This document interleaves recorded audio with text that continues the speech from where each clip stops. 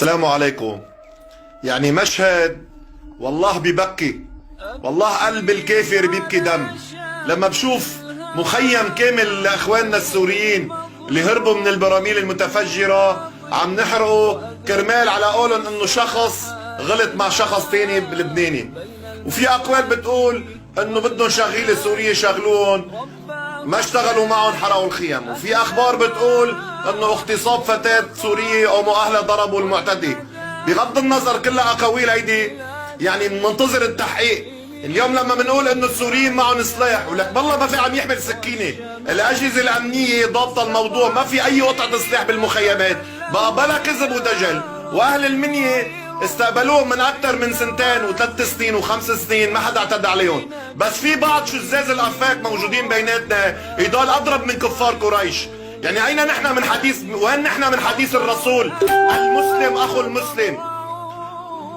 وين نحن من حديث الرسول المهاجرين والانصار؟ لما اجوا المهاجرين عند الانصار كل واحد عنده بيتين، عطى بيت له وبيت لاخوه المسلم الثاني اللي هو من المهاجرين، قسموا بيوتهم، قسموا المصاري، كل شيء واحد معه مصاري عطاه نصهم لاخوه. وين نحن من احاديث؟ ولكن بنحكي بثوره، ولك بحياتنا بنحصر مع الطغمه الفاسده، هذا فلسطيني، هذا سوري، هذا لبناني، هذا عراقي، ولك نحن اخوه اذا ما بالاسلام اخوه بالبشريه، ولك اقسم بالله شيء ببكي دم.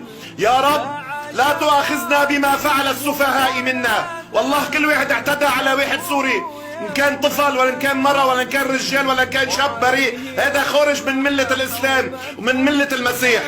يا عيب الشوم عليكم. بعدين ظهري المنظرين كتار، هذا بيقول لك اغتصاب فتاة، هذا بيقول لك شغيله، هذا بيقول لك اعتدوا على بعض، ولك بغض النظر شو ما صار، لك اذا واحد غلط معك شو عليه البقيه؟ لا تزر وازره وزر اخرى. وبعدين ظهري سلاح والمخيمات فيها سلاح، لك انتم ما شاطرين الا بالتنظير. لكن يا اخواتنا الفلسطينيين قديش ظلمناهم، بتفوت على المخيم الكلاب ما فيها تعيش بالمخيم، مع احترامي لكل واحد، كل صرمية طفل فلسطيني بتنحط على الراس، وكل صرمية طفل سوري بتنحط على الراس. يا عيب الشوم عليكم. شو الفرق بينكم وبين الجزار بشار؟ شو الفرق بينكم وبين العدو الصهيوني؟ يا عيب الشوم. بنحرق الخيم كلها، ولك اهل المنيه اهل النخوه والخير والبركه بريئين من هالكلام هذا. حاسبوا الفاعل، ومنطالب الاجهزه الامنيه. وين الكاميرات اللي عم بتصور انه حرقوا الخيم؟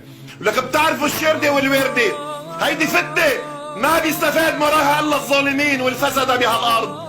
شو بدي اقول؟ حسبنا الله ونعم الوكيل. فاتحين بيوتنا بطرابلس وبعكار، تواصلوا معنا. اي حدا ما عنده بيت يتواصل معنا، بنحطكم بقلب بيوتنا بالفعل مش بالحكي. انتوا اخواتنا، دمنا وقلبنا لالكم. نحن اخوه بالدين واخوه بالعيشه. من عاشر القوم 40 يوم صار منهم وفيهم. حسبنا الله. اللهم عنا مظلومين فانتصر.